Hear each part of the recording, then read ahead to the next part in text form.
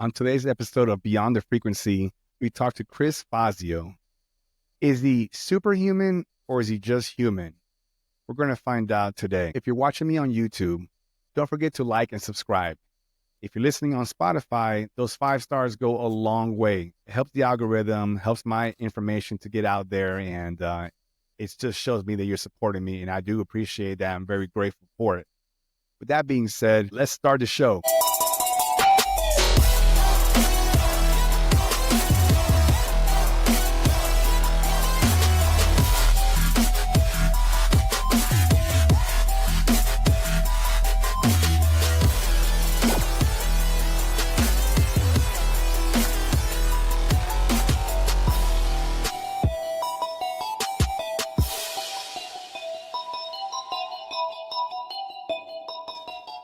Have you ever wondered if some people have abilities that go beyond what we think is possible?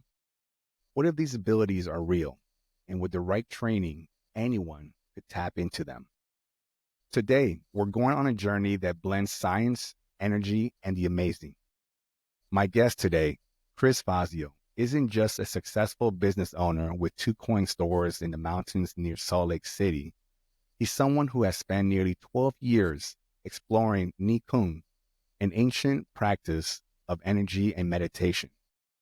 Chris has achieved things that sound like they belong in a movie. Telekinesis, building devices like Tesla coils, and even communicating with those who passed. And yet, he lives a regular life with his fiancée, always pushing to learn more and reach new levels of understanding. So what if the limits we think we have aren't real? And how do we step beyond the frequency of everyday life? Let's welcome Chris Fazio to the show. Chris, thanks for coming. How are you? Doing great. Thanks for having me, Caesar. Fantastic, man. I'm humbled. I'm grateful for you taking the time to come on my podcast show and talk about your experiences, who you are, and the amazing abilities that hopefully we'll be able to show the audience today. So before we get to that aspect of your life, I think everybody wants to know, before all the craziness, Chris, who were you? Am I? Well, I'm consider myself just a regular guy. These things that we're going to be talking about, I really don't incorporate it into my daily interactions with people. It's really kind of tough stuff to talk about because, for one, it sounds like you're a crazy person, if you haven't tapped into this kind of stuff before.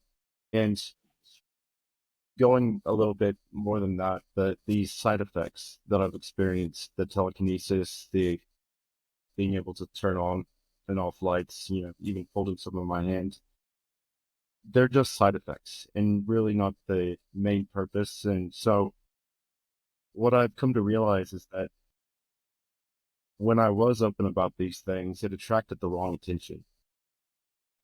And people were kind of just looking for shortcuts. And there really isn't a shortcut. It's more about just spending the time for internal enlightenment and putting in the effort. And it is a lot of effort. I love that, Chris.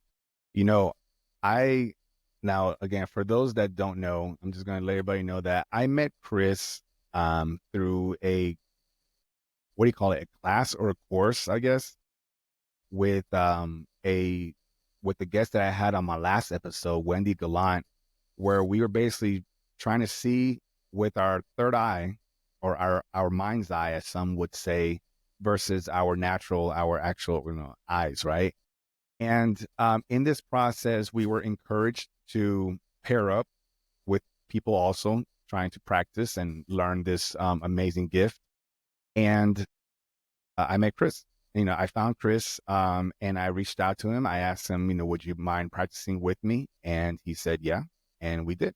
And we went on FaceTime and we did a couple of pretty cool things. I got to, the way it pretty much works for folks that haven't done this is we paired up and Chris would have like items in his room or something, like cards, colored paper, plastic, whatever the case is, toys.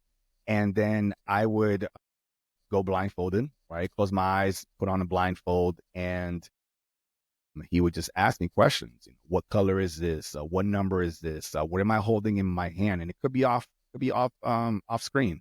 And then I would try to guess those things, and vice versa. And Chris can do the same things too. Now, I'll admit, Chris is probably a lot more skilled than I am on that, but the journey to try to figure that out was just fun and incredible, and it really opens up your perspective on how things work in this third density. So, Chris, why don't you tell us a little bit about your journey when it came to actually, how did you get into this whole energy mastery that you possess today? So, 12 years ago, when I was about to get married, I picked up my buddy from the airport, who's my best man, and he had just gotten back from backpacking across South America. And he told me on the ride back about this guy that he stayed with in Ecuador that could throw him without touching him. And when he would do Tai Chi on the against the mountainside, he could see like these blue orbs forming in his hands and hitting the ground and kind of like lightning. And I was like, okay, so you were on ayahuasca or something. Like, what's the deal? But I couldn't deny. I mean, he wasn't one to lie, so I was hooked, and I reached out to this guy in the middle of nowhere. I kind of got some basics from him, how to meditate properly, what the goal was, and I was hooked. Um, 2 years after that, I got to actually go out to Ecuador and train with him in the Andes Mountains for a while. So, and it was just insane seeing things that science really can't explain, or I guess haven't caught up with yet. I think someday we're going to understand bioenergetics, and you know, in America, we really don't have a grasp on what it is. I think Eastern countries have a little bit better understanding of it, but it's all very very personal too. So it's not an exact science, which kind of pushes it out of the scientific fields, and it's not religious because there are certain practices to gain strength, enlightenment, build your charge up, elicit different effects in the body, and it really depends on your training type.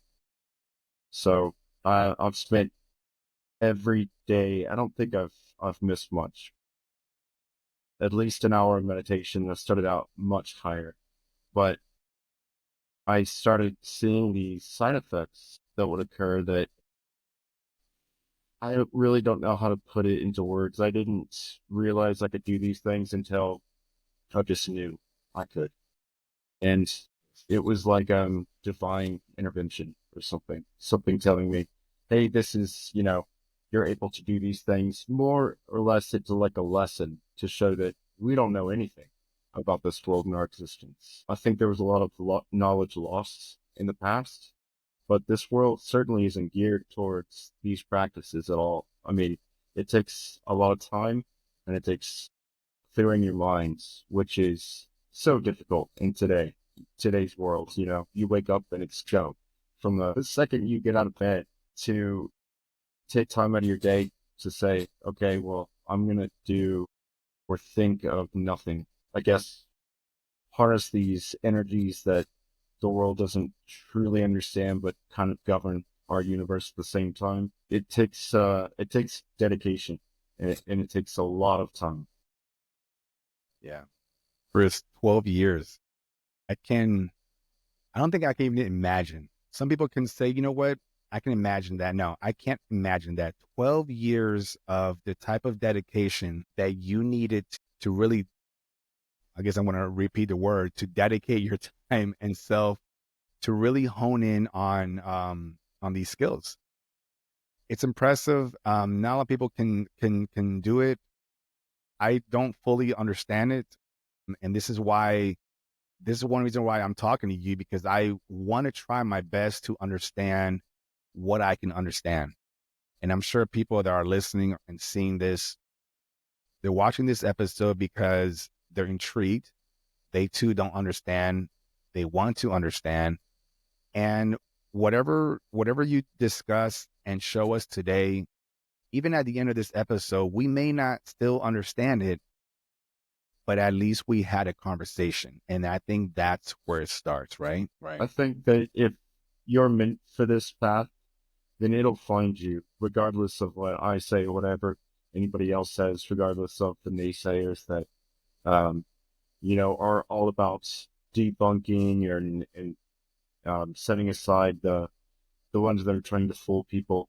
Like, that's honorable, to seek out the ones, because there are a lot of fakers out there. And that's what makes this so difficult, because it's all anybody's really seeing are people debunking other people's trying to fool people. And so it makes the real stuff, not only it makes people more skeptical, but it's it's a lot harder to find. And so if you're already thinking before you even start, what if this isn't the right way? Then that's going to stop 99% of people. People have asked me, what's your meditation practices? What do you do to gain strength? How do you proceed through these levels of attainment? And quite simply, there is no right or wrong way. It's just taking the time to meditate. Meditation is simply using yogic breathing exercises while thinking of nothing. And there's tricks that I use to do that, because thinking of nothing is a lot harder than it sounds. So for every actual hour of meditation, I'll make it in maybe 2 or 3 minutes of deep, true, powerful meditation, just to give you an idea of the ratios. Yeah, that's geez. Yeah. So in like 2 or 3 hours, you get about 2 or 3 minutes. I can believe that. Yeah. Because it's hard to shut off or filter out. You can't really shut off the noise in your head, so to speak, or even the exterior noise, but you can filter it out. And that does take a lot of concentration. So you're recommending when it comes to meditation, what's a simple method, something that people can just take away from listening to this? Is it breath work? Is it hyperventilating meditation? Like what, like, is there a title? Was there a type of meditation that you can kind of advise to people? Yeah, there's one kind of basic meditation that there's one form or another of the same exact breathing exercise. I know I'm probably going to get slapped for this, but at the same time, find somebody that can truly show me that this doesn't exist in the practice, and I'll take it under consideration. Like I said, nobody's wrong, but the microcosmic orbit, very basic understanding of how the key channels flow in the body between heaven and earth energy, how to circulate it, and there's so many books on it. I mean, opening the dragon gate, the five elements. Yeah, there's so many books that and I tore through the information when I first started, because I wanted to understand not only my practices, what Steve Gray taught, which is Tian Shan Nikong, which is more external movements, but the stuff he never talked about was the internal movements that really gave someone the strength they needed. The movement process, or Higong, was more about guiding and learning how energy feels when flowing through the body. So if you're going to start out, research what the microcosmic orbit is. It's a great way to grow and strengthen and to feel that energy in your body growing. Yeah. Awesome. Chris, I mean, like, yeah, you're right. Anything that I want to be clear to the audience here. Like, Chris is sharing his experiences. Chris is talking about what he knows to be his truth. And more importantly, let's keep this in mind. If he can actually, based off of his teachings, if he can actually perform these things, that's it, period. You know, because the end result is that, with the meditation and the studying and researching that he does, and the training, if the end goal is to be able to produce these supernatural abilities, then that's the end. To me, that's the end of the discussion. He's that's what they call the proof is in the pudding. He is the pudding. you know so at this point on this episode, Chris, like, I'm I'm going on the ride, and everybody listening and watching, we're going on a ride with you. You right now, to me, are the expert. So if you say this particular meditation, this form of training, and so on and so forth, has gotten you to master this energetic ability, and I'm with you. That's the right answer there. You know. But anyways, with that being said, Chris, and folks, we are going to get to Chris later on demonstrating some of his abilities. We want to save that a little bit towards the end, guys. All right. So if you're hungry for it, keep staying tuned. But right now, we're learning a little bit more about Chris to have a better understanding of what we are going to see, and more importantly, what we're going to experience on this episode. So, Chris, going back to your training with your master, talk to me a little bit about that. Like, what was that like? Is that like what I see like in the movies with the Shaolins, getting hit with like bamboo sticks? Like, talk to me what that process is, whether start, middle, or end. You can figure out where you want to start, but just walk us through that. Seen Kill Bill, the second. Yeah, So that old guy that trains, yeah. I don't even hit the actor's name, but that's what he's like. So, Okay. so he was all about kung fu, using the energy to harness movements and energy through the body. So it was a very martial based system. So, for example, we would regularly spar each morning and afternoon, and he would have us go and attack him. So he was a older gentleman. I think he was 77 when I went out there, and but he was so spry and so quick, and it was like you were dealing with a extremely fit 20-year-old versus an elderly man. He demonstrated the 1-inch punch for us against this solid oak door and just shattered the board to pieces. And this was Well, no joke. that's the Bruce Lee Bruce Lee. move, right? Now I've seen it on videos with Bruce Lee doing it, but so you were able to see it up front, and it's legit, right? Yeah. So do you know much about Steve or I what don't. I his don't. living? By all means, talk about him if you need to. So him and Bruce trained together. His No way. master, Fook Young, was Bruce Lee's main master and his actual blood uncle. So, and Fook was performing in a traveling circus, and it was a troupe, but it was kind of like an assassination troupe. So these guys would train their bodies and minds and spirits to a level at which was kind of something that you'd see in one of these Chinese films like Crouching Tiger, Hidden Dragon. Like, this guy would get attacked by 20 guys with spears, and not a single one would touch him. And they weren't just going light; it was like full speed, like Yeah, trying to kill. right. And so our training consisted of sparring. Then it was his Qigong movements, which are based on Fuchs training, which was based on the actual ancient lineage Tian Shan. So when you do these movements, there's something to them that really ties into the nature of how energy works, how the universe works, and you can really feel it going through the body. The second part of the training, after about an hour of that, we would do seated meditations, which he would guide us through.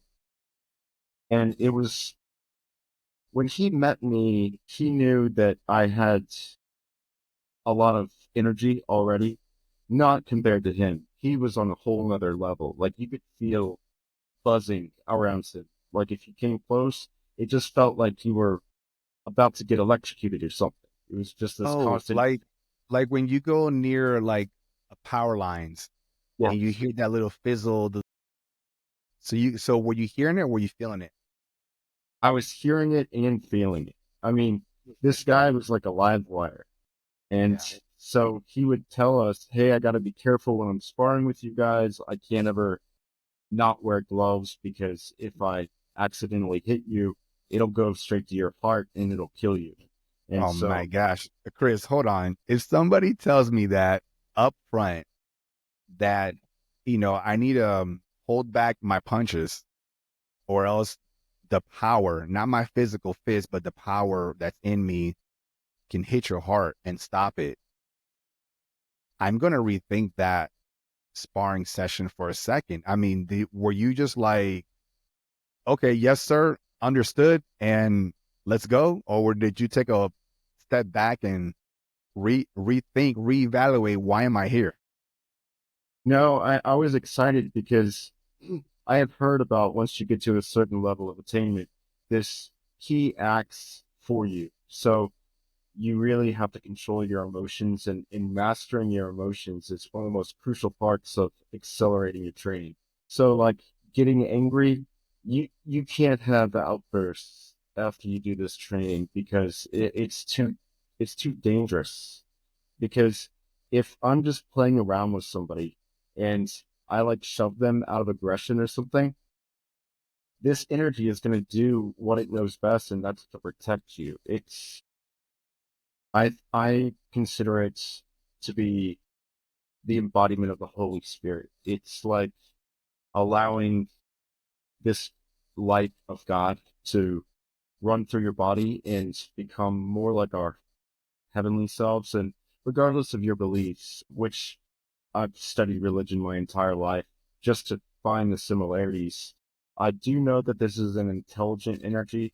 And the more you do it, the more in tune with a higher power you are. I mean, Chris, that's the real let's thing. talk about that because first of all, you mentioned that you studied religion to find similarities in this modality, this energy. Did you find similarities? Have you found similarities between religion and this energy? It's uncanny, really. And it's the Bible and the Quran and the Torah and the even the Egyptian religion, you know, what they base their religion on, their priests. All of this, it was so closely related to energy work. It's just that we really don't want to take things literally. We want to take the Bible as metaphor. But once you start taking it in a literal sense, it really starts to connect the dots, knowing that Jesus was literally trying to teach people to become like him, and even said so multiple times throughout the Bible. Like, if I say these things unto you, if you command this mountain into the sea, it will obey you. Nothing will be impossible for you. I think we just kind of separate religion and spirituality, and that's not the way it should be. If we incorporate religion into spirituality, it really helps find a deeper understanding to these practices and what you're actually doing. I'm like, I'm just intrigued by your research and your path on how to learn, how to better understand what you have inside you, you know?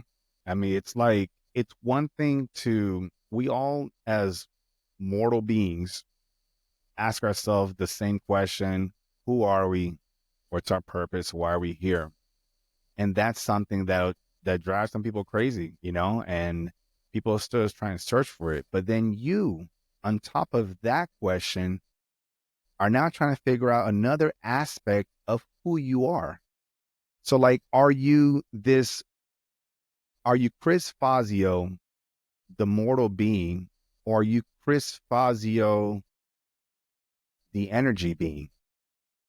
Like, tough question. It's like, who are you really? Who do you think you are? I can hear it in your energy more than anything, but it's we are absolutely energetic beings. I mean, So I'm obsessed with near-death experiences, and I've probably read more accounts than most people, but they all say pretty much the same thing, that we are, in essence, I want to be careful with what I say here. We are God's essence.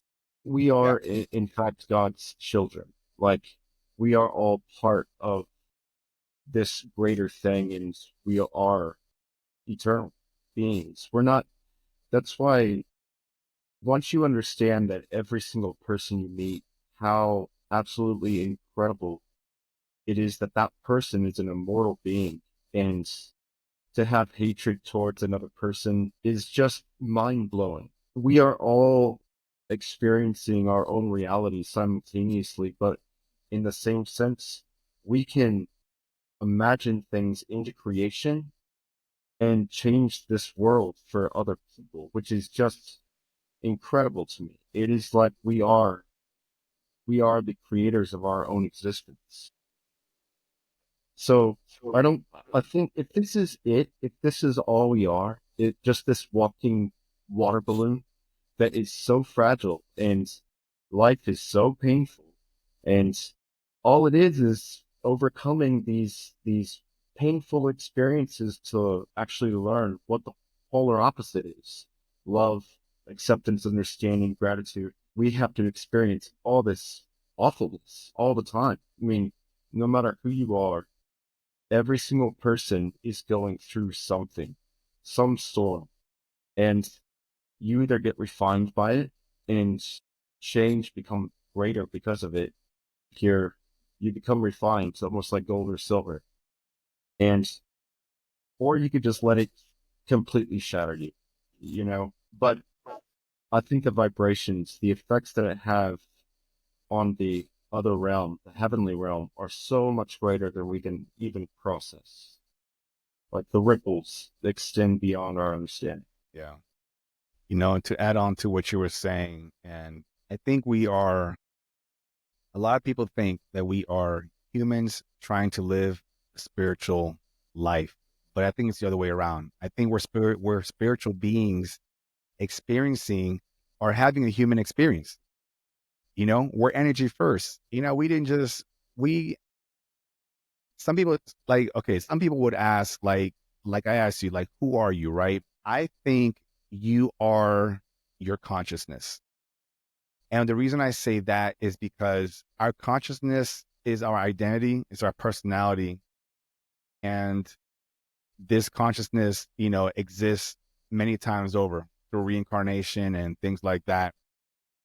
We've seen people who lose themselves, and you have friends and family that would see them and say, that's not Joe, that's not Jim, that's not Susan. Like, why would they say that? They would say that because they see the physical form there, but the identity, who that person was, is no longer there. So the question is, what left?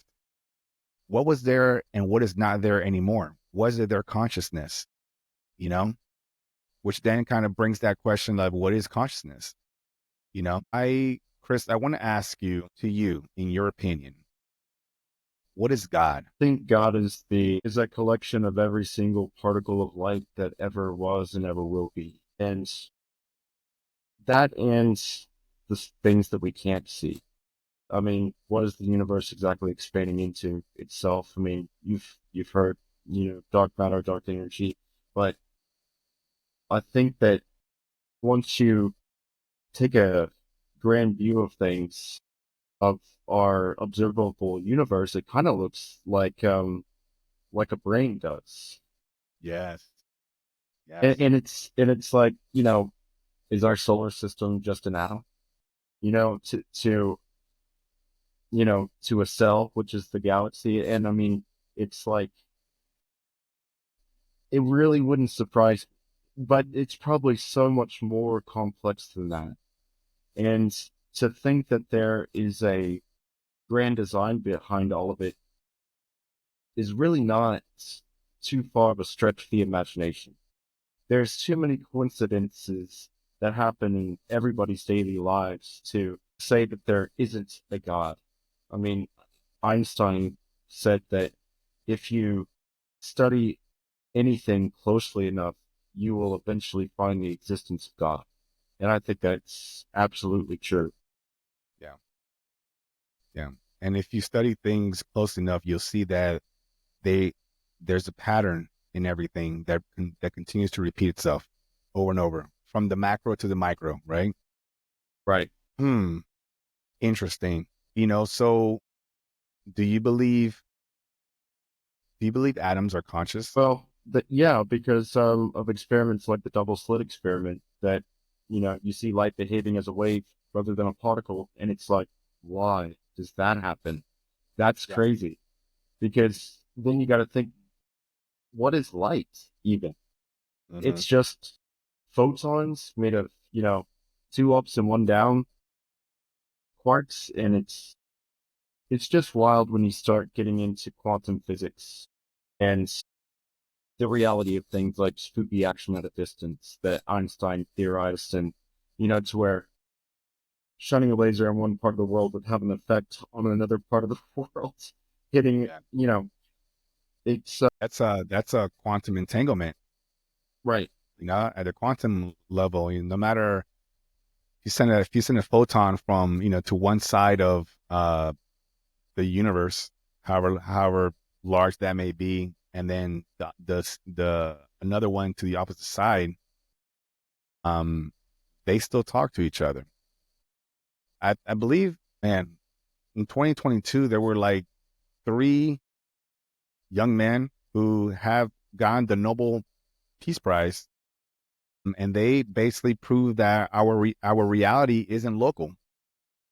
This is actually peer reviewed science. It's you guys can look it up. I think it's 2022 Nobel Peace Prize winners, and then maybe Google something regarding photons, localized reality, quantum mechanics, and see what comes up for you. And you can read it yourself. But they proved it. I think they actually proved it maybe like 7 years ago, but at that time they weren't sure because if you start putting out something out there without really researching it, you get slapped. So you mentioned okay. One of the first hermetic principle is, and I believe I hope I'm saying this correctly, is that all is mind and everything is mental. And this is what that triggered my thought when you mentioned about, I think you said something like God could be a mind, or existence can be like just a brain. That made me think of something that I tell a lot of folks, and I've said it before in other podcasts. So I haven't shared this with you, Chris, but from the micro to the macro. So from the micro, we have our brains are in our skulls, and our brain is inside complete darkness. It has no idea what's outside of itself. But what it does have is it has sensory receptors: sight, sense, hear, smell, touch. And the brain says, hey, senses, go out there and tell me what's out there. Tell me what's out there. Collect, collect information and bring it back to me. I'll figure it out. So you touch things, you touch a cup, you see the cup, you taste the water, whatever the case is. And then through electrical impulses, those sensories, perceptors send it back to your brain. And then your brain then says, hey guys, appreciate it. Let me figure this out. Your brain figures it out, and then it projects what it thinks it's collected. It projects what it thinks is projected, and then it says, okay, here's what it is. And then through that projection is how we navigate through this third density. This is why you have different people in the same situation, localized, looking at the same thing, experiencing the same experience, but then telling two different stories. Why is that? That's because their receptors brought back information, and their brain, compared to yours, discerned it differently. So then the question is, what's real? Is it what they saw, or is it what you saw? Does either one, is what you saw even real? So this is why there's theories called the simulation theory. And there's, the holographic theory, where everything's a hologram, you know? Well, not a hologram, but not a hologram in the sense of how we know of a hologram, but it's a holographic projection. We think that we are touching things. We don't touch things. What it is the electromagnetic field around our atoms are repulsing against whatever it is that you're touching, and it feels like you're touching it. But an atom is 99.999999999% air. Nothing. So what does that tell you, right? Do Totally what I just talked about here, Chris, and I want to get your thoughts on this, but the reason that I mentioned is the whole idea with the brain and the sensories of that's the micro. So if we go into the macro, if we go higher, what if God or source is a mind? And what if that mind, that intelligence, that consciousness is asking the same question that we in the micro always ask? Who am I? What am I? So what if that mind in the macro is doing the same thing, but what's its sensory receptors? It's you, Chris. It's me. It's the blade of grass, the rock, the leaf blowing in the wind. So now what you're saying here is, what I'm saying here is that this source is experiencing itself subjectively through everything that it has created. Going back to the point that you said earlier, or you were trying to make the point that we all have an essence of this divine energy, of this thing, you know? And if everything repeats itself, then what I've just said could be true, that the way we're built, the questions we think about, and the things we're trying to do, the higher self is doing the same thing. It's doing it in its own way. And I think when you tap into these energies, Chris, I think you feel it. You feel yourself, but amplified, because you're not even. I can't even pinch small enough. You're this small compared to whatever grander this entity is. So you're just feeling that connection. You're plugging in, so to speak, and you're like, so this is what it feels like to be me. So Chris, everything that I said, what are your thoughts? Do you agree? Do you disagree? There's some similarities. I completely agree with what you were saying. Like, we are literally just tapping back into ourselves, like, or what our true nature is, what, like, how God intended us to be, our actual existence. But we can't handle the full effects of it while in this body. There's no way. I mean, that's like when people experience seeing God's face, that they would just evaporate because you can't handle that level of experience yet. I think this training is a direct way to prepare your body while here on earth to receive the fullness of our existence. That's all this is. It's increasing our conductivity, our ability to handle the electrical impulses, the firings of neurons. You're increasing all of that with this training. What is our whole universe? What is our law of physics study? That everything is electromagnetic in nature.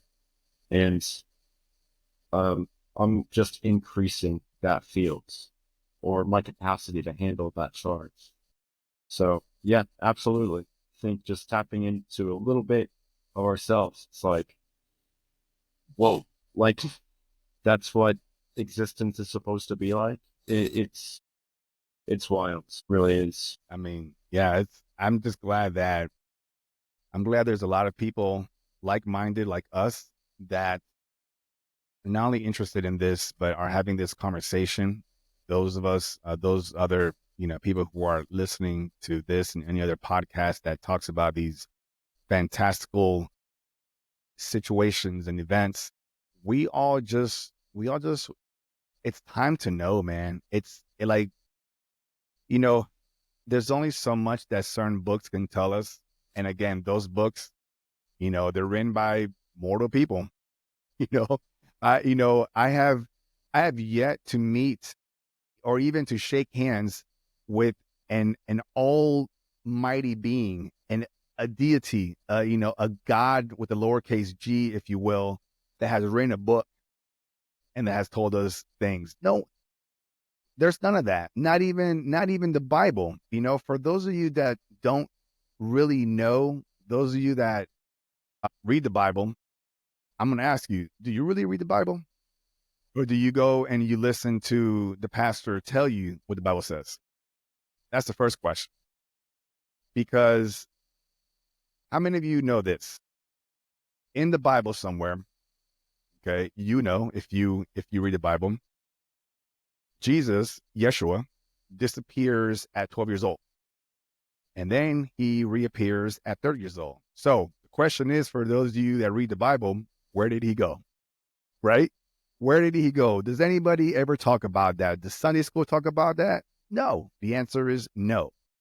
So, Chris, you may know this. I'm just going to tell this to some of the audience from my understanding of this. But at 12, Yeshua went and he left with his family, right? His father and his mother.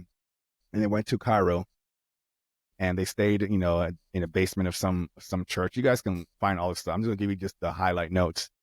And he studied some mystical teachings. This is what they call them. They used to have what's called in the ancient Egypt or Kemet, before it was called Egypt, they had mystic schools where they would teach the adept, people that had gifts, right? So these deified deities, these, humans or aliens or hybrids, whatever it may be, saw somebody, let's say like Chris, and they said, he has something.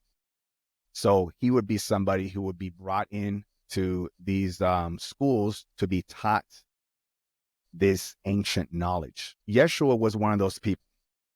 And he learned, the art of Reiki.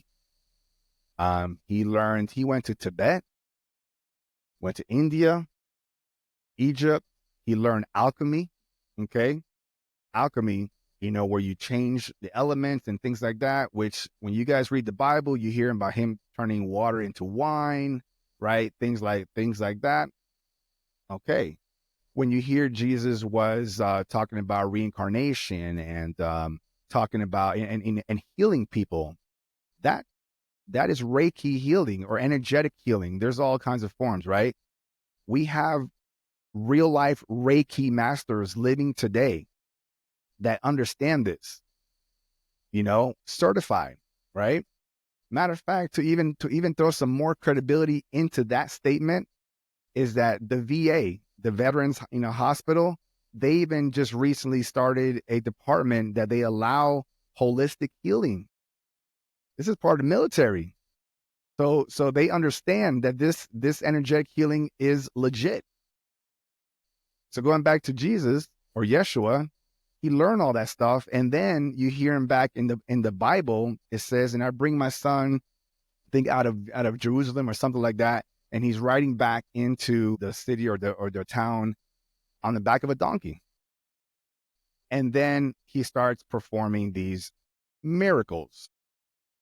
Miracles in that time, ladies and gentlemen, were just teachings that people did not understand. If myself and Chris came to Jerusalem back then and we showed him our cell phones, we're gods. If we, light a lighter and light a match, we're gods. So call it technology, call it skill, call it whatever you want to, but these weren't, how do you say, these weren't celestial, what's the word? These weren't celestial abilities. It was just ancient technology, ancient knowledge. These were beings or deities or whatever, millions of years advanced, more advanced than us at that time frame, coming down and showing us things. So anyways, again, you guys can research all that stuff on your own. I gave you a little bit of piece, but if you did not know where Jesus went between 12 and the age of 12 and 30, and you've never talked about it in church, Go back next Sunday, ask your pastor, sir, ma'am, where did he go? And they're either going to answer you, they're going to not answer you, or they're going to kick you out. People don't know about Gnosticism, because during the Council of Nicaea, when Constantine united Christianity under law, the Gnostics were slaughtered. Entire families were burned in front of one another and butchered. And it was a gruesome period in history, but the Gnostics understood where Jesus went. It was trained by Egyptian priests, and it takes 10 years to be in the first initiatory process you have to display abilities of being able to communicate with the dead in order to move on to the next stage of this training, which then the whole purpose is to become an Egyptian priest. And the priests were more like energy users, the ones kind of like we consider shamans in today's cultures, especially in India, and shamans just don't exist in this world anymore. But Jesus had a huge leg up. I mean, he had immaculate conception, son of God. So he's born here. We're born here, but his training, everybody's capable of getting there. Everyone. There's nothing that Jesus did that each person alive today isn't capable of doing. And I say that with complete honesty in my heart. I'm not saying that because I want to brag or say that I've reached a certain level. It's not about that. I just hope that people can understand that this world isn't about your job. It isn't about what we've kind of been taught. It's about tapping back into our true selves. And we're getting there a little bit of time, but I think, kind of like the 26,000 year cycle that the Egyptian calendars, we're going into that, age again to where we came out of the iron, we're in the bronze, but once we hit the silver and gold age, that's when people are going to be ready to interact with deities once again. Yeah. Whatever you consider, if there's one or many, but angels exist, and they can't be around us right now because we can't handle them. Yeah. We're on a denser frequency. They're high. They're up there. So it's not that they need to come down to us, which they can. Some of them can, right? But they're trying to get us. It's us that need to catch up. So they're trying to get us to come up to them. So then we can have what most have been talking about, first contact. You know, if we and this is something that I want to talk about. If we were to try to see these energy beings at the frequency that they're at, and we haven't elevated ourselves to prepare ourselves to see this, in my opinion, you just go crazy. You go crazy. You will lose your mind. I don't know. I don't know if you'll combust. I don't know. I never experienced it. Never met anybody that. Never talked to somebody. Hey, when you combusted, how did it? Like I haven't talked to anybody like that. That's the point. They understand that we're the ones that need to catch up, and they're doing things. And some of these people that are seeing these entities, they're getting closer. They're getting closer to be able to really sit down and talk to them. So, Chris, let me ask you because we're going to get to your demonstrations here soon. When it comes to first contact, one is, do you think we're ready? Are we almost ready? And when we are ready, is the government or the military, in your opinion, the right representatives to represent us? Absolutely not. I mean, well, I can't, dude. This is kind of, I'm stepping on dangerous grounds here, but I don't trust the government at all. I mean, so, and I'll just use this as an example because I'm so familiar with it. The gold and silver market, where I work with every single day. I watch as Chairman Powell gets on the television and lies about the economy, says the jobs reports, they're all fakes, says, oh yeah, the U.S. is doing great, the dollar has never been stronger. And I'm like, what are you smoking? How can I get some? Because that is unreal. Like, it's complete BS. And I think that contact has happened and continues to happen, and it's just immediately silenced. Who can handle it right now? Yeah. I don't think that having the government say whether or not something should be allowed, that's really not up to them. I'm sure there will be fanatics and people that cause vandalism. And if it's like, oh, we're all going to die, the aliens are going to eat our places, there's always going to be those idiots. But I'm ready to know what's out there. It blows my mind that so many events have been captured, so many events and so many experiences, and we still don't know what they are. Like, that blows my mind. I've seen things on our expedition with Rob. We saw something, and it was unexplainable, and I was, it only came when we were like so happy and in this right vibration. We were singing, just having a good time out in the middle of this rock field in the middle of the forest. I mean, isolated. Wait, Chris, before you continue, because I want to hear this story just for the audience, because they may not know who Rob is. Can you let folks know who Rob is and how you guys got connected, and then go into your story about what you experienced? Yeah, so Rob's the Rob started the group Blind Sight, and it's just a Facebook group, but it's so this documentary talks about its superhumans on Amazon Prime. And at the end of this documentary, it shows a bunch of kids wearing blindfolds, throwing the ball, reading books, and you're like, what? Like, how? Why? But science has even accepted this as part of our reality. And so I was like, okay, I have to try this. And so I joined Rob's group. We immediately connected, and I started practicing relentlessly because once I start on something, I don't stop until I get it. And so we were doing sessions regularly, and my blind sight opens because I force myself to go on jobs with my blindfold on. And that was so stupid. I don't recommend doing that because, like, I fell hard twice, and then my brain's like, okay, I'm not gonna do that anymore. I can do this, and everything opened up, and it's incredible. It's better than your real vision. And remote viewing is actually the precursor to blind sight. So whenever I was doing sessions with Rob, like, we would turn the computer screens off, sit in complete darkness, then blindfold ourselves, and I would still be able to read the cards.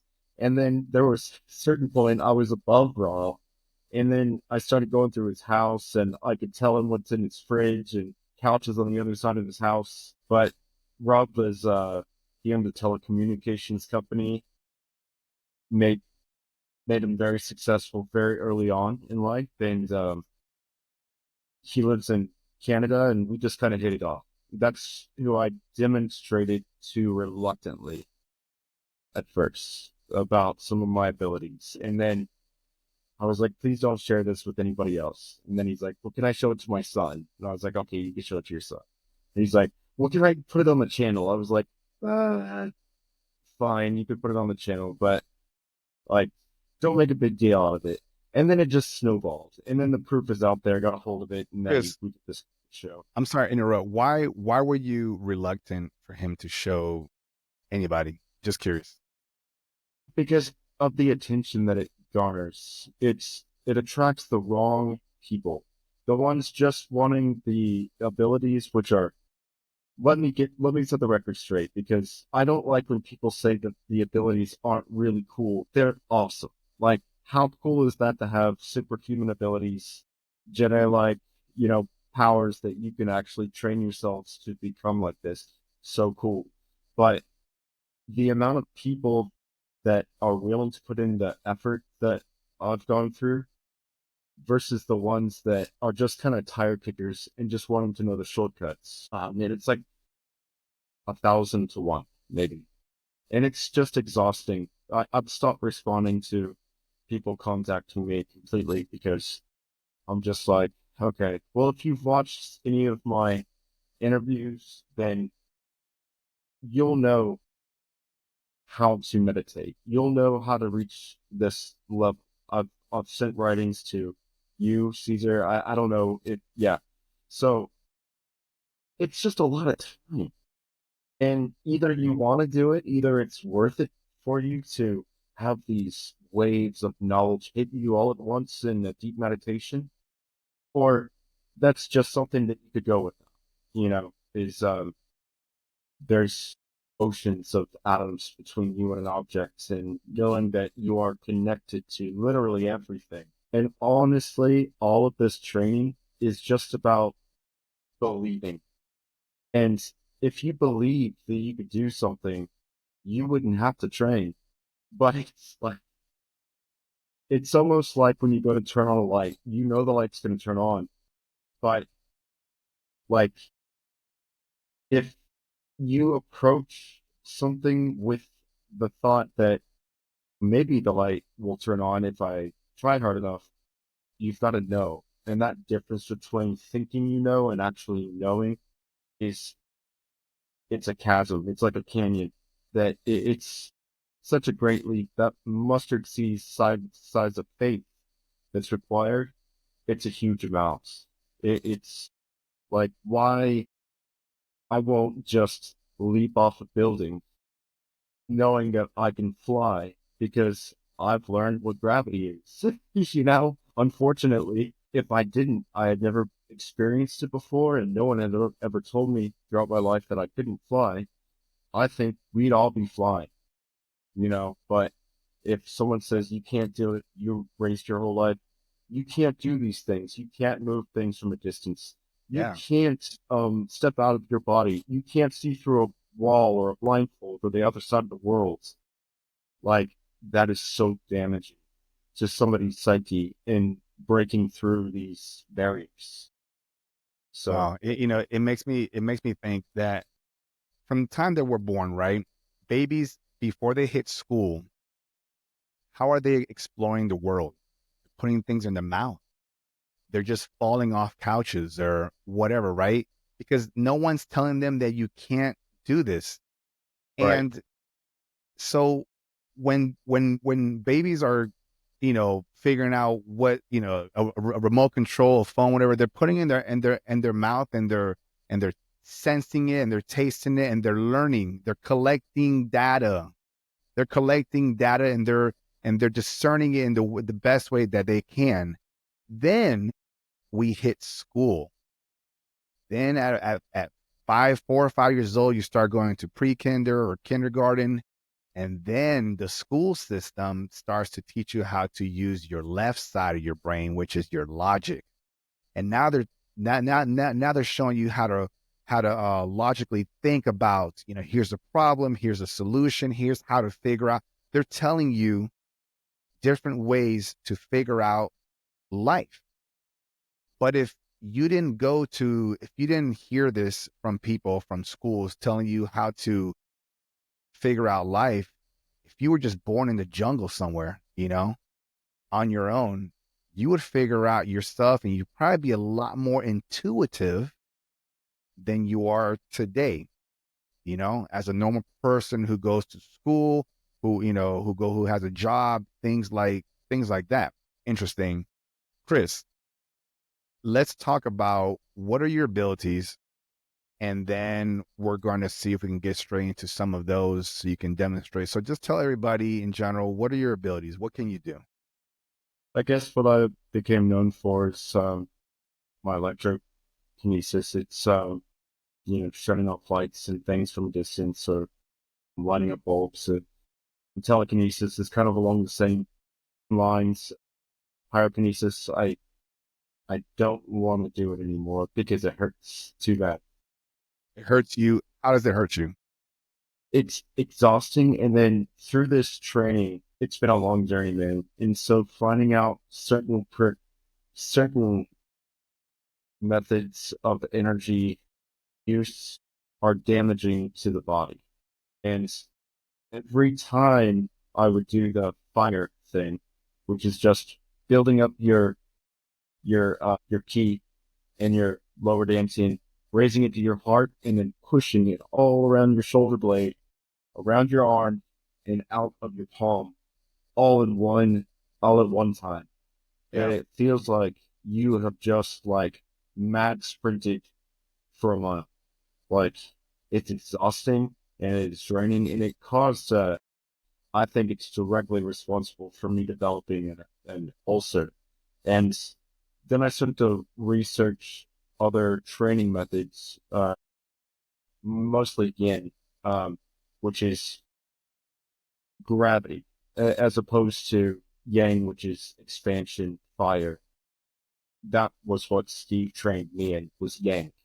Um, not the, it's kind of a dangerous route, to be honest. There's much safer ways that I've learned since then to harness this energy. But yeah, so those are just a few of the abilities. The cooler stuff is the stepping out of the body, the remote viewing, the psychic stuff that you're able to see exactly what's going to happen down to so precise. And it certain times of years, I'll notice that certain abilities will strengthen and wane. And I haven't figured all that out yet. I'm sure it has a lot to do with feng shui and things that people spend their lifetime studying and still don't understand fully. Yeah. No, that's awesome, and that's incredible. And when you were mentioning about, some of these energies do hurt you, it just makes me think that, everything's dualistic, right? So there's good practices, there's bad practices, there's good energy and there's bad energy. Kind of like Star Wars, right? Right, The good force and the dark, and the dark force or something like that. But as you're learning this, you start figuring out, you know what, I need to stop this and I need to do it differently. Like the ability is cool, but it's not worth damaging my corporeal body, my vessel, you know? right, I wonder if like in the movies, they have these like evil, powerful beings and they always look horrific. Like they always look like damage or decaying or something. Not all of them, but just some of the bad guys. I wonder if that's like a representation of what, by using dark energy, if that kind of just tears you up. And then they always depict the good, the hero, the one with the good energy, glowing and beautiful and handsome and things like that. So I'm just kind of thinking about the use and how that affects your corporeal body. Well, Interesting. one thing that I use constantly, and I'm so grateful for this gift, is, and there's different ways to lead energy through these pathways. You just have to understand acupuncture and meridian charts, really. And then you could really start to get into this to the specifics. And just because it worked for me doesn't mean that this method is going to work for other people. It has, for the people that I've shown it to, a few of them have really ran with it. Kind of like when I do electrokinesis, I lead it to the back of my head right here. And when I breathe in and try to push it down my spine and focus on a light, and kind of squeeze until I feel it push back. If I push back even harder while I'm breathing in, that's when the electrical circuit will become disrupted or bulbs will shatter, which, sucks. But, you know, but it's still fun just to know that why, how, like, you just almost have to have a fascination with these things just to know that how can you not look at life with wonder and look at these experiences. Like the first time I moved an object from a distance, Yeah, it blew my reality apart. I was like, how? Why? Like, why are people talking about this? I want Like, more. dude, I was hooked. Like, and it took me a year and a half of meditation, constant meditation, to feel anything. You know how frustrating that was? Like, I Yeah. didn't go into it thinking that I'd feel anything. That wasn't the point, but it was a year and a half until I felt that ball start rolling in my lower dantian. And that was when I was like, whoa, like, what the heck is this? And there's different ways that talk about building the vessel to hold the dantian in place, but I recommend at this point yin training, which there's a lot of masters that teach building on kind of this field around you, which is made of yin energy or gravity, which then harnesses that earth energy a lot safer way, I think. Nice. Wow. Geez. Some of these things just leave me a little bit speechless because to know that there's people that are dedicating time and effort and energy into manifesting these skill sets, standing ovation, man. Like applause to you, man. That's people meditate and they get frustrated, like you said, and then they stop, and then a Right. year and a half to be consistent with that, it's hard to do that with a regular schedule. I'm not saying that you're not a busy guy. You just have more patience and training than other folks do. So, Chris, let's get into it, man. Like, what are you comfortable showing us? So, um, I'm comfortable showing you just turning off some light if I can. I mean, I've been holding this for a while, Yeah, so yeah, usually I can hold it for 45 minutes to an hour without. yeah. We should have probably done this from the get go since you were, pretty much charged. And I know we've been talking, so that's my apologies. And folks, like, just before he does this, you know, keep in mind this is a real guy, and he is going to perform or try to perform this ability to mess with the lights. Now, first of all, it's daytime there, right? So how do we know if the lights are going to be I'm just dim? gonna point it right at the light, and like I'm still gonna be in frame, so I'm not doing anything. Okay, So okay, other than yeah, let's do a well, shot. this Go for it. hold on, let's see. That's just No, you're good. You're good. This is behind the scenes uh before the amazingness happens. Okay, cool. So I see a chandelier there, and that's what you're going to focus on to try to mess with that, right? Are you going to be able to, just to make sure, are you going to be able to like maybe be under it or near it somewhere where we can see you doing? Okay, all right, cool. I see you there. yeah. I'm just gonna try and Yeah, I can see you there.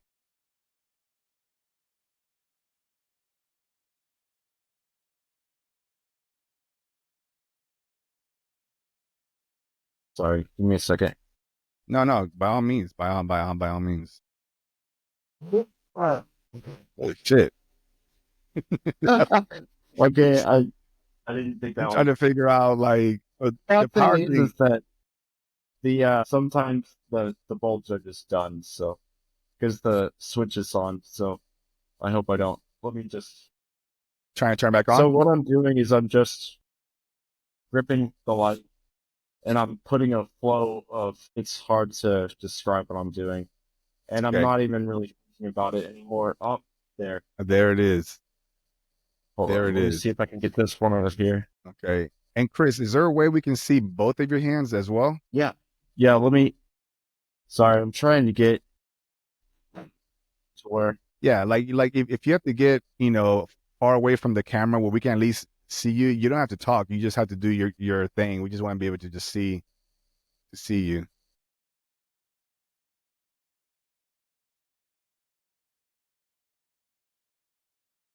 Yep, there you go. That's a good angle right there. Yep.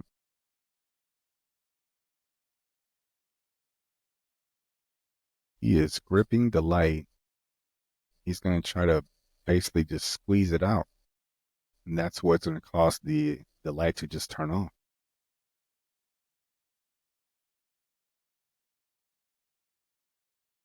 So I'm You're not fine. very You're much. fine. Take your time. Take your time, Chris. This isn't like, showing people, your. your Pokemon collection or anything, Do you have a Pokemon collection? No, I don't. I'm Funny. just saying, like, this isn't anything like there is no right or wrong way to do this, and who's going to judge you? Right. So yeah, you just do what you got to do. Keep in mind, folks, I've been talking to Chris for a little over an hour now, so he was charged up before we started this, and there is a chance that that energy has gone down a little bit. There it is. I There it got is. it. That's There it awesome. is, and it's back. Jeez, Oh my and I'm gosh. surprised, Chris, that it didn't affect any other electronics to include the camera on your computer. Why is that? Because it's targeted. Yeah, Okay, I'm trying to. So, okay, what if I. This is hard to talk about without a basic understanding of energy flow in the body. try it Um, out. if, if there is, if I'm doing this and I allow the energy to go through my feet, Uh, then at that point, there will be a massive power outage in the building. I've tried out breakers before, and so it's more about understanding how leading different energies throughout the body affect different things. yeah, yeah, I get it. I get it. Do you have something else you want to show us, or are you energied out? Now, I'm just seeing if I still have enough charge to be able to. Okay, I can't see too much. I can see your oh there. I can see a can moving. Okay, awesome. Wow, like a magnet. Like your hand's a magnet. Yeah. Nice. Nice. And that has nothing to do with like the static on your hands or anything like. Well, actually, because I've tried that. I can't move a can. Even if I rub my hands together, I can't. I can't attract the can No. or anything. So why is this? Why is this happening? Why? What we're seeing here? What's happening with your hands that's allowing the can to move? So this is why I was asking, did you want me to meditate beforehand? Uh-huh. This method that I'm doing, it's Come I'm back to merging. the camera, Chris. Come back to Okay. the camera. Yeah, I'm merging the. Okay. Well, at this point, hold on 1 second. yeah. Show us what you want to show us, and then you can go back to the camera and then explain what was going on. So what's this next demonstration here? This is. I'm just making sure that I can get on screen, so I'm not like this was just I'm trying to cover different topics without going into to make it too hard to understand. I before we got on this call, I'm doing this meditation that's not not particularly healthy, and so I've tried to tone it down and not do it as much. So yin and yang, let's just pretend that there's two energies that govern the universe: expansion and contraction, gravity, and you know, kind of like our sun. It's gravity's trying to collapse it in on itself because of its mass, while nuclear fission is forcing it to expand. And there's a balance. As above, so below is so true, especially in our own bodies. Yeah. You can use these two forces and elicit them at different points in the body, which down in my Dantian, I try to push these two energies to where they're almost touching. And it generates an electrical charge. I'll do this by flexing my abs, my lower abs, while breathing down and then clenching my, and excuse the language, I just don't know how else to put this, clenching the anus. So you can Yeah. try to, it's almost like you're trying to push these two positive magnets together that do not want to go together. Right. Yin and yang naturally do not want to touch. It is literally like trying to push two north sides of a magnet together. So in that battle, in that struggle between the two forces, that's what creates the charge. Right. And holding it there, I've gotten better at holding the charge over a long period of time. But it's not something I really care to do for too long because it makes me hot, it makes me sweat, it makes me like kind Yeah. of hurt in a way. So, um, Geez, I'm sorry, Chris. I held you hostage for a little over an hour before you could actually discharge this energy. oh no, it's fine, man. Go. You can do it. You can do it. I mean, I'll tell you right now, you've demonstrated it. So, don't hurt yourself here. But Yeah, oh man, that's maybe I'll just try something easier. You all know, right, cool. Go for it. Show and tell. Wait. Can you put it a little bit more towards your right so I can see it? Yeah, the paper more towards your right, more towards that. Okay. Yeah, right there is good. Yep, perfect, perfect. Yep, cool. So, Uh, okay, cool. Wow. yeah, it's Okay. just so this is more of close action doing the long distance telekinesis.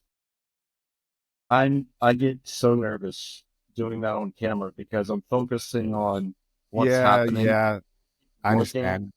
Well, I'll tell you what, give it a shot. I mean, like, worst case scenario, if you're not comfortable with it, I'll take it out. But maybe take a minute or two and see if you can try to move something a little bit further away from you. And if you can't, you can't. I mean, you've already shown a pretty good amount of stuff and everything. So do you feel comfortable trying it? Or if not, no problem. By getting it.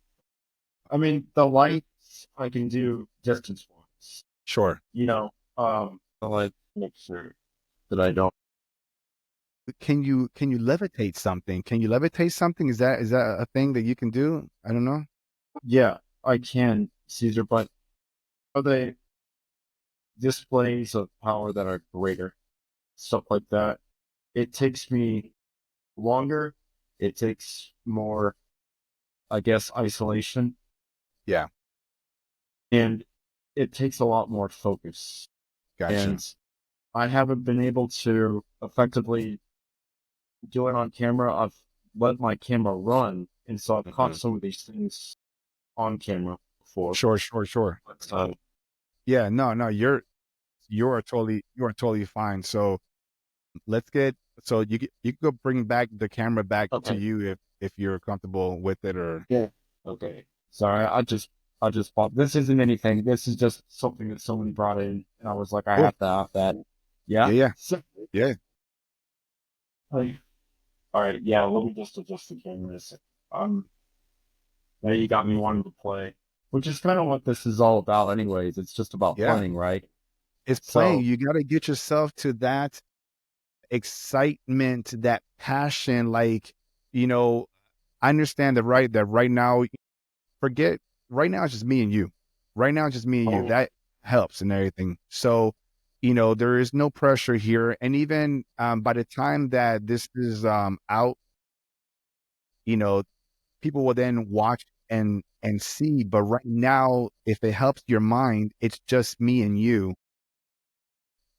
Taking your time is okay. Do you have energy to be able to, like, remote view in a sense? Like, for example, if I have something on my desk, would I be able to then ask you to try to see what is it that I'm holding in my hand or something? Do you want to try that out?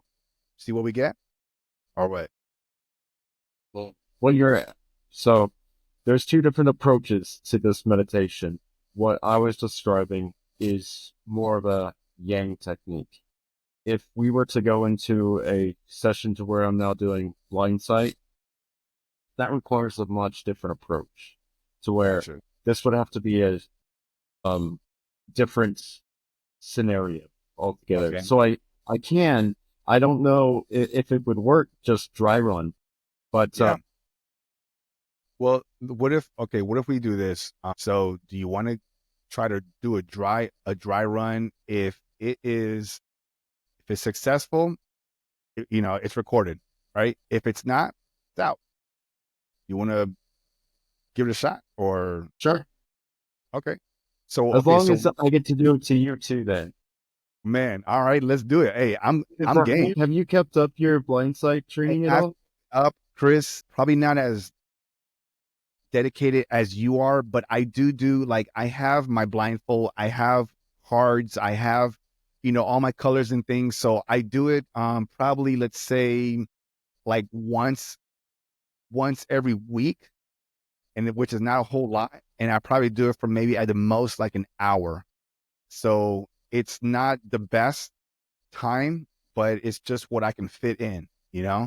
But either way, Right. we'll give it a shot. Do you have cards like anywhere on your desk right there? Or do you have to go somewhere to grab it? Because mine's are in my closet, so I would have grabbed that for you. What parts? I mean, Like I have anything, well, pieces of anything. paper. It doesn't even. It could be. What are those? They're just little pieces of paper that I write stuff on. Okay. For Okay. Do they have like shapes and colors on them or anything, no, or like dude, I you're gonna was write gonna, something? I was gonna write something. Yeah. I was Okay. All right. gonna, Cool. I'm gonna make it easy and just draw a shape, and Yeah. Draw a yeah, shape. then you can Let's give it a shot. Yeah. close Go your ahead and eyes. draw. I don't want you tracking my motions with my. Can you close Okay. your eyes? All right. Hold on. I'm doing. Are you ready? Hold on. Let me see if you can see this through. Okay, I'm ready. Okay. So for those of you that were just listening, I had just kind of looked away, so I don't see Chris moving his pen, and can probably tell the shape or whatever the case is. So well, wait, I saw you flash something. What was that? That was the piece of paper. Okay. The thing drawn on it. Okay. It's a shape. Okay.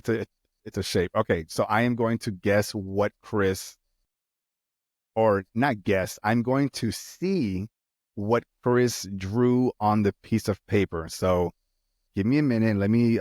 I'll tell you this. I'm just going to just straight out man, I got two shapes that are coming into my mind. I'm going to name the two shapes first, and then I'll pick one of those. A square or a circle are the two that are coming up to mind. And I'm going to say square, and I think I'm saying square only because you mentioned square shape earlier, so that could be an influence on me. So I'm just going to stick with square. Triangle, jeez. And it was going all through, it was going back through there, but it was like in between. I was like, all right, try. This was hard to do from a interview perspective to Yeah, shifting over because yeah, you're all like high strung right now. We're like mhm, talking about yeah, things that our everything, yeah, minds, and now we're like, okay, now shut up, left brain. Don't think about anything. yeah, yeah. Okay, It's like a do it completely again. different. Okay, Yeah, do it again, and do whatever number, letter, shape, whatever the case is. okay, I'm looking away. okay, cool. Just so Okay, you know, guys, this is how we this is a practice. number. Okay, a number It's 1 through 0, or 1 through 0. Wait, one through yeah, zero. What? yeah. Well, 1 through 9, and then 0 also, or 0 through 9. Okay. I got you. Nobody's ever said 1 through 0 before, but I see what Right. you're saying. I know nine, and then okay, yeah, I got you. Okay, so oh man, the first number that just came to mind, and again, guys, I'm not focusing, I'm not doing all the proper like slowing down and just taking a deep breath. Actually, let me try this way. I'm gonna take 3 deep breaths, and then I'm gonna see if I can figure it out. I took 2 deep breaths, but the number that actually that came in on my first breath was 3. So what do you have, Chris? Dude, you're the number of breaths. 2. Okay, Yeah. 2. I mean, it's still. I think most folks would be like, well, it wasn't 3 though. So No, it was, dude, you were so close though. Like I knew it's always your first, like, and you're like, man, that's just because I yeah, took 2 breaths. No, you convince yourself that it's not what you thought it was, and that's the most yeah. frustrating part. Well, it's funny And though. I took 2 breaths though. yeah, I know. Maybe That's what that. I Maybe mean. You said I took 2 breaths, and you didn't say two because you were like, no, that's a coincidence. If I yeah, were to just take 2 breaths and yeah. say two. Because when you're doing that, when you're doing things like that, you're getting into your right side brain. You you should say the first thing that comes in your mind. That's going to be it. But a lot of people, they're Wendy Gallant had mentioned this on this last episode. She says that your left brain is kind of like the bully to the right brain. So the right brain is over here thinking you know, let's say two, but then the left brain is like saying, no, it's not. It can't be. Why would it be two? Like, why couldn't it be three, four, five, six? And then you start to be like, oh, okay, like, okay, left brain. And then you start kind of going off of that and everything. So one more time, Chris, Okay, I okay, gotta okay, get, I gotta get one. I gotta get one. Do it. I'm gonna okay, look away. okay. You're gonna get this one. I could already tell. Okay, this is a shape. A shape. Yeah. My gosh. So Okay. it's it's not a complex, not like a stupid rhombus or something. I'm like Okay. circle, triangle, square, rectangle, star. Just like the basic It's a basic shapes. one, Yeah. right? I'm looking at it right now. So, Okay. and it's right in front of you on my screen. Yeah. So it's one of the regular shapes, like your Yeah. square, circle, triangle, rectangle. I think it stops there, right? There isn't any other one. Well, then it goes to my first thought. When I look back, I just thought of a regular circle. Boom. I knew you were going to get that. Nice. Knew you were going to get I that. was seeing it here, and then my mind was like, it can't be that simple. But like I said earlier, the first thought that you think about, that's what it is. So when I came back, Chris, and this is a great example to the viewers and the listeners, is that though I thought circle when I was facing away, when I came back, I was then using my logical brain and talking with Chris about, okay, is it like one of these here? Is it complex or things like that? So again, my left side, my brain was just trying to bully me and say, nope, nope, it's something else. But my right side Right. just said, hey, it's a circle. Chris, I want to go 2 for 2. Okay. Do it, do You're it, going do to it, do get it. this I'm, one gonna- I'm, gonna- too. I'm gonna look away. Dude, are you feeling Oh, number? hey, give me a letter. Give me a letter, like A Dude, through Z. that's tough though, man. I know. Okay, fine. We'll just pick whatever. Okay, dude, I'm going to do a number. I mean, a letter. Do a letter. Yeah. Go. Yeah, go. Okay. Okay, dude. It's right in front of you now. I feel like it's next to me. I'm seeing like an R, like the letter R. What is that? Hold on. A C. Was I it was like, C for Caesar, Caesar or Chris, Chris? come on, man. I knew you weren't going to go with the obvious. Like, I wasn't trying to fool you. I was like, please say C. No, I wasn't trying. I was like, it can't go with the obvious, man. Trying to see if you were trying to challenge me or something. That is hilarious. That's hilarious. That's awesome. But see, guys, that's fun. I would suggest you guys try it out with your friends. Try it out with your family. If you have a little brother or a big brother, take like 30 minutes and just like pick out some colored cups. Have your partner close their eyes and or blindfold them even, right? And then just tell them, say, hey, what do you see? You know, and have them just tell you the first thing that comes to their mind. Like, hey, you're holding a green cup. Yeah. Or crayons. Crayons are great, right? Crayons are awesome. You're great. Kids have crayons.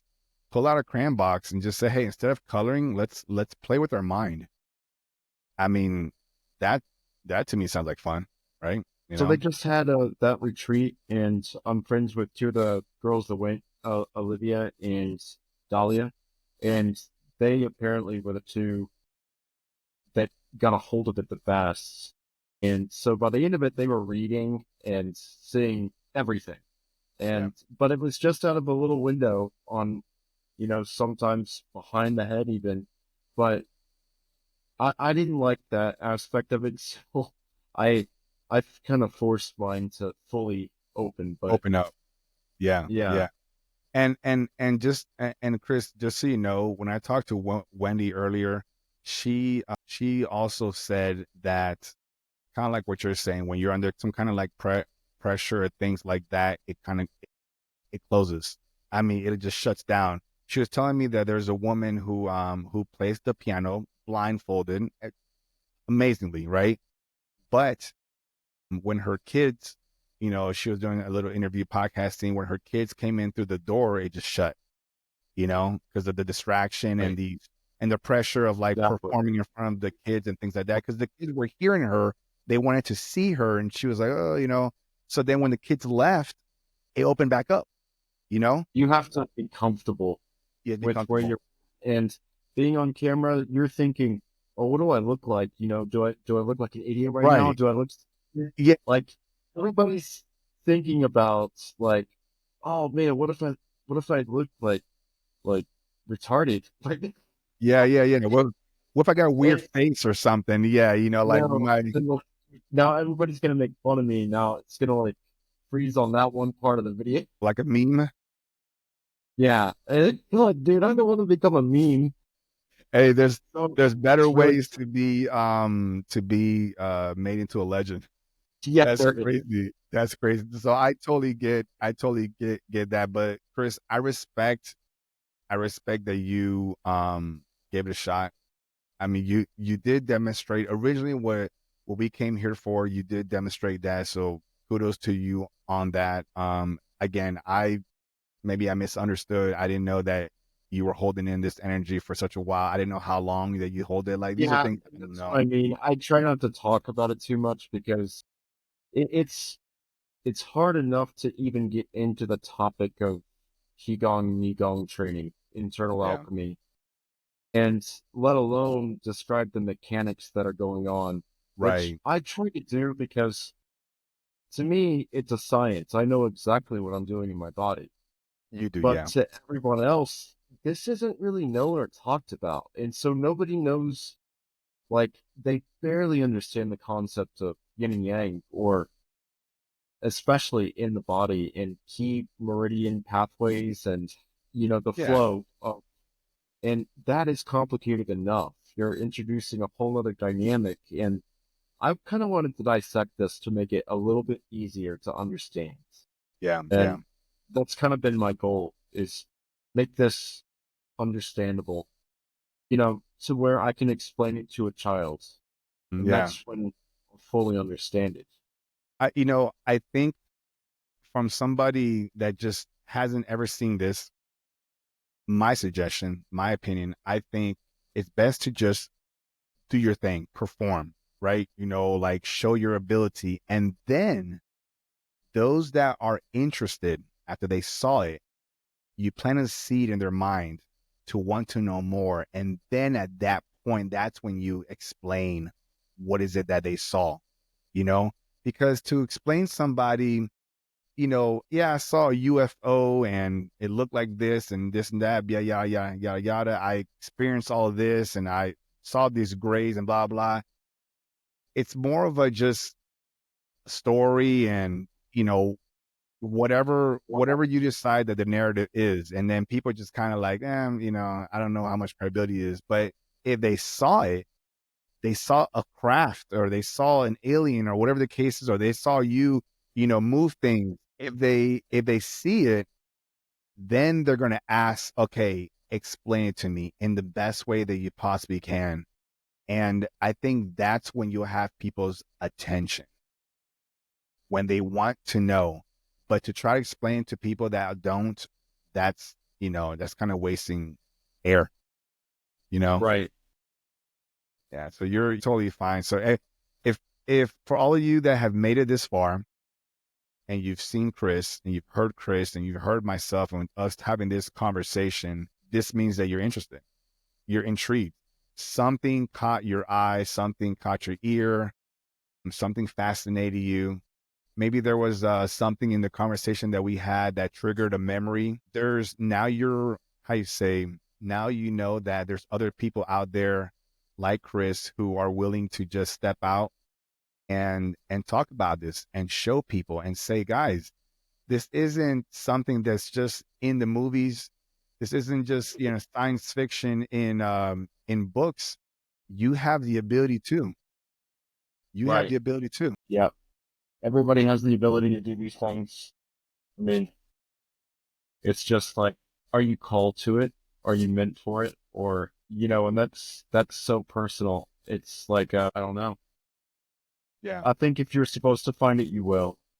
And Yes. if not, then, you know, it's just like, it's just fun to know that these things are possible. We can do all of the things, but, is it worth it to you to know more about our existence? It's like, when you know, right? So I think you mentioned earlier in the conversation that you Hey, didn't and know you that you see had there? these abilities, and then all of a sudden you just found out that you did. And this is what happens to most folks. They just find out that they can, and then the next step is, where do they go? One way or the other. Do they pursue it, or do they just let it be? And you pursued it, you know? Hey, can I ask, maybe not put this, Okay, because this is, I was just gonna see if I've got a discharge. So, I mean, everybody wants to, but please, I mean, probably not this thing. shit. I see I see electricity. Man. So for those of you that are just listening, what Chris is doing is apparently he's discharging his energy by tapping back into a lamp, and he's holding something that he'll explain in a minute, but to me it looks like some kind of like metallic bullet or something. So It's just a he's copper bullet. okay, it's a copper It's just a bullet. copper bullet, but Okay, and he's pretty much just getting some of that extra energy that he has in his body yeah. out. Chris, are you able to explain why you had to do that? Take a moment. Take a moment. Take a moment. Yeah, yeah, yeah. So again, listeners, Chris is a little tired. I don't know. I can't explain why or what he's feeling, but I can visually see that he is now. He's actually taking his finger and he is pointing at the lamp. Oh, I see electricity leaving his body back into the lamp. That is crazy. It's like little lightning bolts. Now, I may be explaining this pretty chill, but I'm very impressed. And oh wow, okay, I saw what I saw, but I'm trying to narrate this and process what I'm seeing at the same time. But I thought I've again, shown you that before. no, I don't think I've no, I have not seen that, Chris. I have not seen that. That was very Really? impressive. Yeah, I don't. Yeah, yeah, it Dude, so wasn't what I me. got famous for, I guess, was being able to discharge electricity from my body. That's what that Proof is Out There show. Yeah. I got to electrocute Ralph, you know? And so, they had, the cameras there and made sure that I wasn't attached to anything. And, you know, pretty much like I was stripped down. And so nothing was on me. And Sure. like we had to do this show for the Proof is Out There. And I, lit different bulbs and electrocuted Rob, which was a lot of fun. That was and that show was Rob Freeman's show, right? Is that what it No, was? it was on the Travel Channel. The Proof is Out There. It's a I guess a well-known show, sort of Okay, I'll have to well-known. check it out. It's Yeah, I'll Google it. Yeah. So for those of you again that didn't catch that, it's a show called The Proof is Out There, and just Google it and see I where thought it's. you had known this, like me and Rob, I went up to Rob's house I and know then that part. like Okay. we did the show for the Travel Channel while we were doing the UFO expedition, and like it all happened at the same time. And that show was it was kind of annoying because they were just trying to debunk me, and so even the physicists Yeah. they Well, had of explaining course. me just like we're like they didn't know how to debunk it, and I'm just like, well, I'm not trying to trick you. Like that's the Yeah. whole thing. Like that's the whole thing. Yeah. But they were like That they makes started no to sense. explain. Man. Well, first of all, I know you went to go see Rob, and he wanted to test you. I didn't know that he was putting you on a show, and I'm guessing these were scientists of sorts that were trying to test you.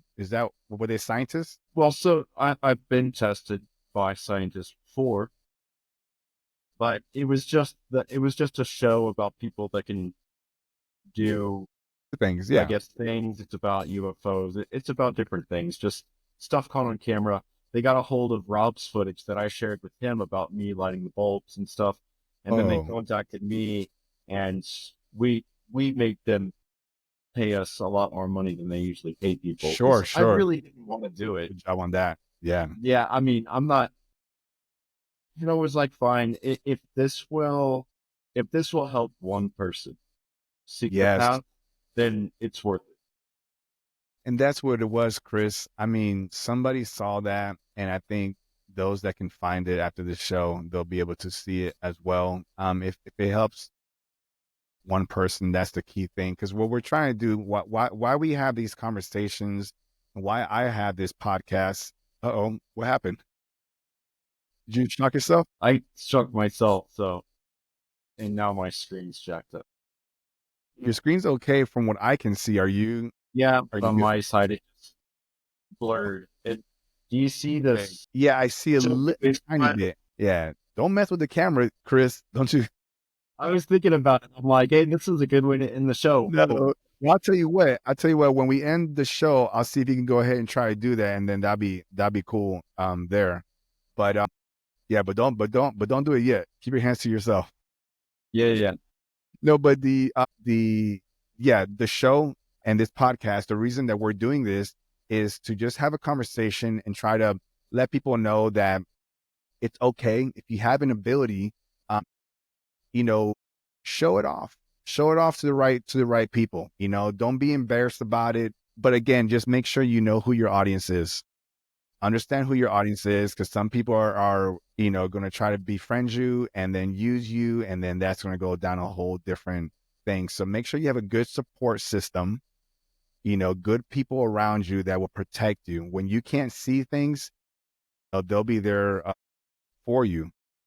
I'm going to do a little shameless plug here. And, for my audience, if you know somebody that has an ability, an extraordinary ability, or an experience with, seeing entities, UFOs, Bigfoot, fairies, werewolves, whatever the case is, or if you have superhuman abilities like Chris, any of the above, reach out to me.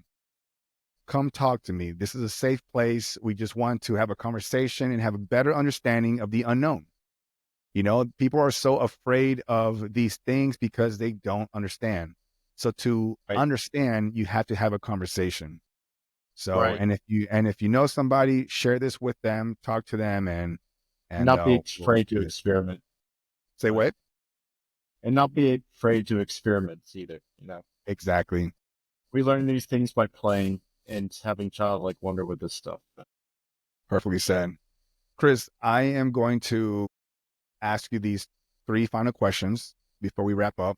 I want to get your thoughts, Okay. and we'll go from there. So let me grab these questions, and here we go. First question, Chris. If you could send a message to humanity that everyone would hear, what would it be? One should hear love more, love more. This is what this world is all about. And it's so easy to forget that. Genuine acts of kindness are so rare nowadays. And it's like we're literally interacting with our spiritual brothers and sisters daily. And we need to remember that we all come from different walks of life, different experiences. We have no idea what someone's going through, but we can enrich anyone's life with a smile or a compliment or holding the door for someone or letting someone in when you're driving traffic light. Like there's thousands of different things you can do, but just be conscious that like this is a shared experience we're going through together. Let's make it a little better for everybody. I love that. And Chris, just so you know, my past guests have said similar answers to that as well, which is very interesting. Everybody in this, esoteric world, so, this situation, us like-minded folks, they've all said that. They've all said to just love more. So it's interesting that you're saying that too. That's awesome. My next question, Chris, what is one mystery of the universe that you wish you could solve? I want to solve instantaneous transportation of matter across vast distances. Teleportation. That's what I want to solve. Get me from here to there like that. Like let that be my life's work and leave it for humanity. That would be amazing. Man, I love that. Let that be your life's work and leave it for humanity. It's awesome. Jeez, man. All right. And the last question to you, Chris, is beyond all the knowledge and experiences that you've gained, what still leaves you in awe or makes you question everything? Every time I do something like this, like every time I shoot little bolts of electricity or move something or shut off a light from a distance, I'm like blown away every single time. You'd think I'd be used to it by now because I literally do it every single day. Not because I want to prove it to myself that I can, just because it's fun. And I'm still blown away at the things that we don't understand. Like there, we know so little about our existence. We know so little about light in general. We know so little about what happens after we die. Like, there are numerous mysteries in this world. And if you just start to think about some of these things, every single aspect of our existence is beautiful and exciting and blows my mind. That we're even here having this conversation is just like the steps needed, the motions in place for all that to line up. And that goes for every single event in our lives. When we die and we finally get to view it from the big telescope lens of our true selves, we're going to be like, that's what I was making. This beautiful pattern is finally complete. And I could see it for the first time. Beautiful. I love that. These three questions, I get different answers from the guests, and they're just all wonderful. Yeah. They're all just wonderful. I love hearing it. Chris, before we wrap up, you could tell the audience again how to find you, and how to reach out to you. That's okay too. That is okay too. You can't. So, like, I'll do the occasional on camera thing with you, Caesar, with Ken, with Rob, and I did that television show, which I could have gone without. And I even told Steve, my master, like, he is the one that convinced me to do it in the first place. But honestly, it's your own path, it's your own life. You can find all these things. The information is out there. You can learn just as much. You can harness these energies. You can meet some master that can readily explain much more than I could ever and demonstrate. There's people way better out there, like telekinesis. My friend Norman's, he is a telekinesis phenomenon. His approach to training is completely different than mine. He had a near-death experience. He came back and just saw the world in a different light and was able to move things. And he's incredible. He's the best that I know of. Panagiotis, my other buddy, he's from Greece. Same kind of thing. He's phenomenal. They can point you to certain masters like Sinteris. The Sinteris method is out of Greece. There's a lot of different masters that you can find. You can take their courses. I think a lot of these are very basic in nature. They help you to understand the workings of energy in the body, but in the long run, the ones that excel further are the ones that take this journey upon themselves. Learn the basics, then you're going to have a higher force guiding you at some point. Holy Spirit is going to come in and you're going to know exactly what you need to do and how to train. And there's not going to be an explanation. You're just going to know. That's as best as I can put it. No, I respect that, and I appreciate you explaining that. And I do understand why, in your case, why you don't want to be contacted by a lot of folks, because it's not what you're really here for and what you're about. So again, this sit down with me is a gift that you've given me and given the audience, and to those that were listening and watching. Like you said, it's their path. They'll take what they take from this. And for those that didn't get anything from this, hey, try the next episode, you know?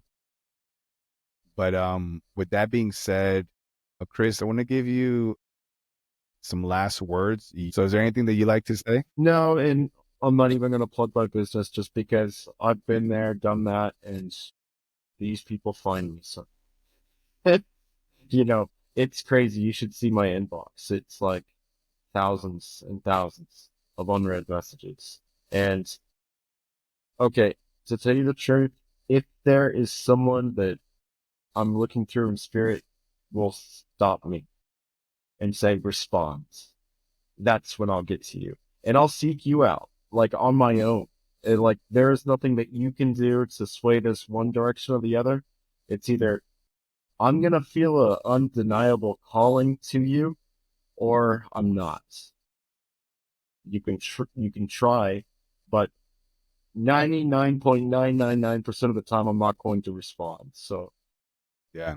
I like that. So now I have to ask then, Chris, like, you were kind enough a few years back to practice with me where you could have just said no. Was was that a different time for you? Like why did you say I yes was called to to me? you. I was Okay. called to you. Like, you reached out, our spirits connected in a sense that we really don't have words for. It was like we were supposed to interact. We were supposed to meet. It was in our karmic destiny. It was in our future. So somehow we were supposed to interact in a way that would build us both in ways that we can't even begin to imagine. Yeah. And the ripple effect on the spiritual side is so much greater than our interactions, just on a daily basis, our messages to one another. It's led us to meet other people. It's altered our course in the direction that we needed to take. Nice. Wow.